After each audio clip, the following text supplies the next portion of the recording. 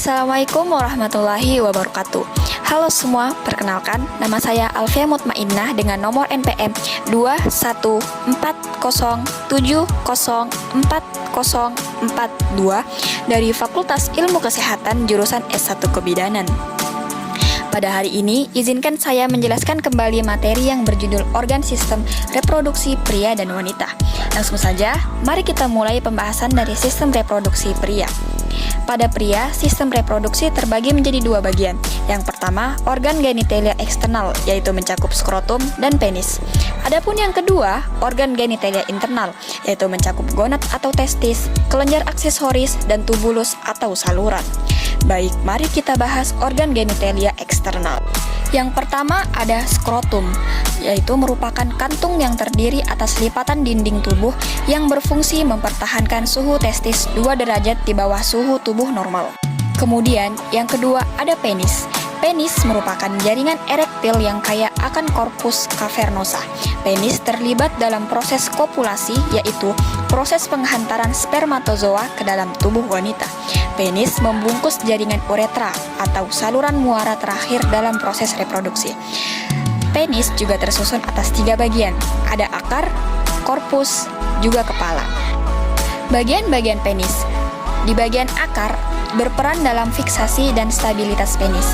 Di bagian korpus, merupakan bagian terbesar tersusun atas 3 jaringan erektil dan kenyal berbentuk silindris, yaitu seposong korpora, cavernosa, dan sebuah korpus spongiosum. Yang terakhir ada kepala, merupakan perluasan distal dari korpus spongiosum. Bentuknya mengerucut dan dibungkus oleh prepusium. Selanjutnya, organ genitalia internal terdiri dari gonad atau testis, kelenjar aksesoris, dan tubulus atau saluran. Testis berjumlah 2 buah atau sepasang yang berada di dalam skrotum. Terdapat saluran berbentuk spiral, yaitu tubulus seminiferous, tempat diproduksi sperma. Testis berfungsi menghasilkan spermatozoa dan hormon testosteron. Setelah diproduksi di testis, sperma akan dimatangkan di epididymis. Epididymis merupakan saluran yang bergulung-gulung berfungsi sebagai tempat transportasi, pematangan, dan penyimpanan sperma sementara. Setelah sperma diproduksi dan dimatangkan, sperma akan keluar melalui saluran sperma atau vas deferens. Vas deferens menghubungkan epididymis dengan vesicula seminalis atau kelenjar aksesoris. Yang kedua, kelenjar aksesoris. Kelenjar aksesoris berfungsi mengsekresikan cairan semen atau sperma. Terbagi menjadi 3 bagian. Yang pertama, vesicula seminalis, prostat, dan Cowper. Vesicula seminalis berfungsi menghasilkan cairan semen yang jumlahnya hampir 60% dari total cairan semen. Vesicula seminalis menghasilkan cairan kental, kekuningan, dan bersifat basah, kaya akan fruktosa, enzim penggumpal, asam karbonat, dan prostaglandin. Cairan yang dihasilkan berfungsi menetralkan kondisi saluran reproduksi wanita yang bersifat asam. Prostat. Prostat adalah kelenjar aksesoris yang menghasilkan cairan semen yang lebih encer dibandingkan vesicula seminalis. Prostat juga menghasilkan enzim antigumpal dan senyawa sitras yang berfungsi sebagai nutrisi bagi sperma.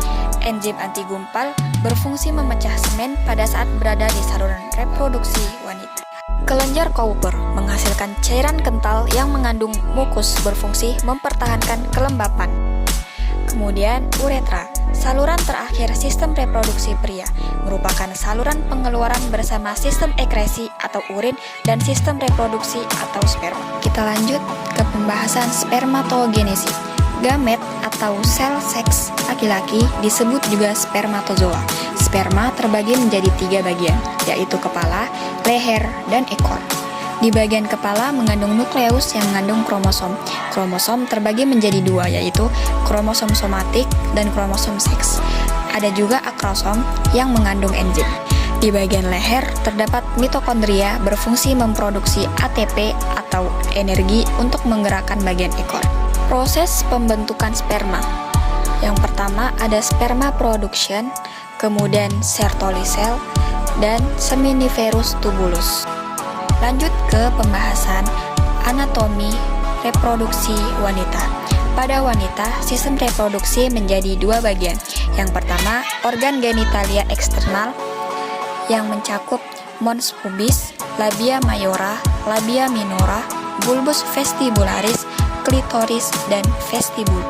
Mons pubis disebut juga gunung Venus, merupakan bagian yang menonjol di bagian depan simfisis, terdiri dari jaringan lemak dan sedikit jaringan ikat. Setelah dewasa, tertutup oleh rambut yang bentuknya segitiga. Mons pubis mengandung banyak kelenjar sebasea atau minyak, berfungsi sebagai bantal pada saat koitus. Labia mayora merupakan kelanjutan dari mons veneris berbentuk lonjong. Panjang labia mayora 7-8 cm, lebar 2-3 cm, dan agak meruncing pada ujung bawah. Kedua bibir ini di bagian bawah bertemu membentuk perineum, fungsi melindungi organ-organ internal dari sistem reproduksi wanita. Labia minora merupakan lipatan kulit yang panjang, sempit, terletak di bagian dalam bibir besar atau labia minora, tanpa rambut yang memanjang ke arah bawah klitoris dan menyatu dengan fourchette. Bagian lateral dan anterior labia biasanya mengandung pigmen. Permukaan medial labia minora sama dengan mukosa vagina, yaitu muda dan basah.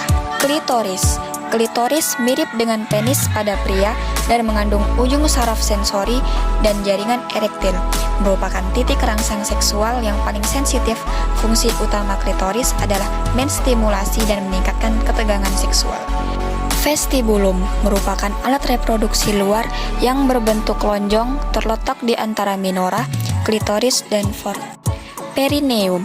Adalah area yang memanjang dari dasar labia minora ke saluran anus. Bentuknya menyerupai segitiga dan terdiri atas jaringan ikat, otot, dan lemak.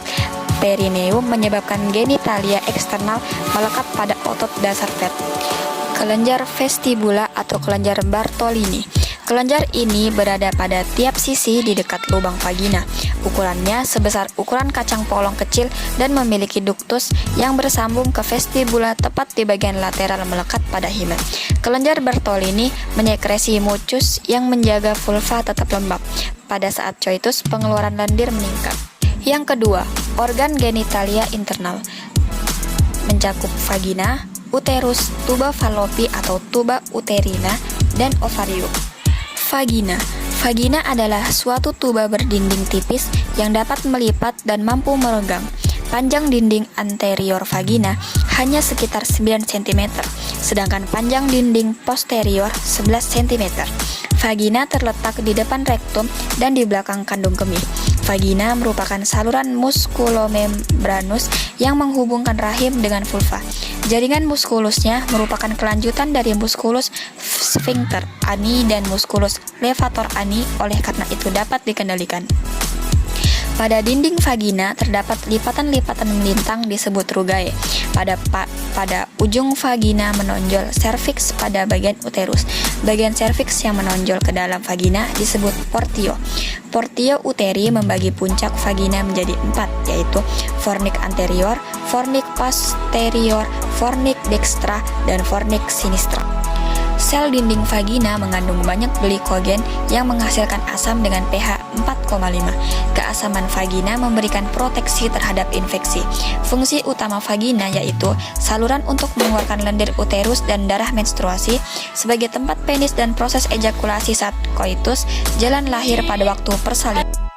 Uterus merupakan jaringan otot yang kuat, berdinding tebal, muskular, pipih, cekung, dan tampak seperti bola lampu atau buah per terbalik. Letak di pelvis minor di antara kandung kemih dan rektum.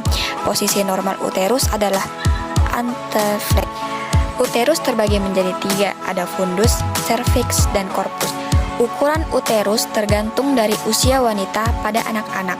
Ukuran uterus sekitar 2-3 cm, nullipara 6-8 cm, dan multipara 8-9 cm. Dinding uterus terbagi menjadi 3, yaitu perimetrium, myometrium, dan endometrium. Perimetrium merupakan bagian terluar dari lapisan uterus. Perimetrium terdiri dari konektif tisu dan memiliki jumlah serosa yang banyak. Myometrium atau lapisan otot merupakan lapisan yang paling tebal, terdiri dari otot-otot polos yang disusun sedemikian rupa sehingga mendorong janin dan plasenta keluar pada persalinan. Endometrium merupakan lapisan bagian dalam dari korpus uteri yang membatasi kavum uteri. Dalam kehamilan, ovarium berubah menjadi desi2. Cukup sekian pembahasan dari saya mengenai organ sistem reproduksi pria dan wanita. Jika ada kesalahan atau pengurangan materi, saya mohon maaf. Wassalamualaikum warahmatullahi wabarakatuh. Terima kasih.